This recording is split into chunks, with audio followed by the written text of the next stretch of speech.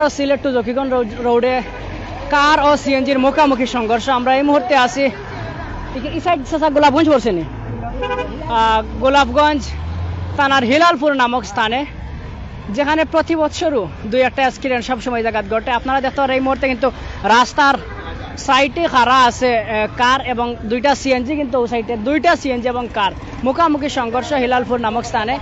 এবং হেতিমগঞ্জ তাকি দরিয়া, হেতিমগঞ্জ নয়া মসজিদ, হেতিমগঞ্জ তাকি দরিয়া বা বাইপাস পর্যন্ত লগে পুরাপুরি জাম। প্রায় আমরা হেতিমগঞ্জ থাকি এই হিলালপুর পর্যন্ত আইছি প্রায় 1 ঘন্টা সময় লাগছে, এত পরিমাণ জাম, এত পরিমাণ।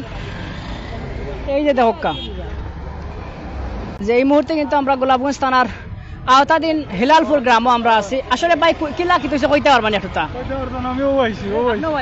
আচ্ছা কিলা কি তৈছে একটু কইতে পারবানি আমরা রে? মানে ওভারটেক করে গিয়া দুইটা সিএনজি রে মারছে, মানে পয়লা সিএনজি দুইটা সিএনজি রে মারছে, দুইটা মানে কারে মারছে না সিএনজি মুখোমুখি? কারে মারছে, কারে মারছে। আচ্ছা আপনি জানেন না? না বাবা জানেন না।